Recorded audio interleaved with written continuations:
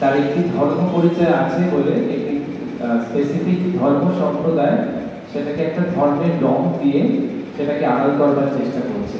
Abhijit sir এক লাইনে কি নিয়ে ঘটনা, তো সেটা অভিজিৎ বড়ুয়া যিনি একজন প্রখ্যাত intellectual essayist, writer, poet and business person, তিনি অত্যন্ত মর্মাহত এই বিষয়ে প্রোটেস্ট করেছেন। আর আমরা রোটারি ক্লাব অফ কসবা, আপনারা দেখছেন একটি মাত্র লোগো এই প্রতিবাদ সভার ব্যানারে ইউজ হয়েছে, কারণ অনেক বড় বড় সংস্থা পিছিয়ে গিয়েছে এটাতে তাদের নাম সংযুক্ত করতে, কিন্তু রোটারি যেহেতু ইন্টারন্যাশনাল একটি সংস্থা আর আমি তার ম্যানেজিং ট্রাস্টি প্রেসিডেন্ট, আমার মনে হয়েছে যে এরকম একটা কাজে নিজের নাম সংযুক্ত করলে আমরা একেবারেই ছোট হব না, বরঞ্চ আমরা লোকের কাছে একটা বার্তা দেব যে আমরা ঠিকের পাশে আছি।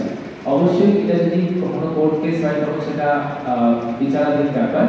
এই মুহূর্তে অভিজিৎ স্যারের যে বক্তব্য তার পরিপ্রেক্ষিতে আমরা একদমই অভিজিৎ স্যারের সাথেই আছি, কারণ অবশ্যই আমরা আজকে যে ভূমিকা গ্রহণ করেছি সেটা হচ্ছে জাস্ট শোনবার ভূমিকা। আমরা সবাই দর্শক, আমাদের প্রধান বক্তব্য দিলেন অভিজিৎ স্যার, তিনি আবার কিছুক্ষণ পরে আবার বলবেন, কারণ তখন বরুণ স্যার অনেকদিন ছিলেন না।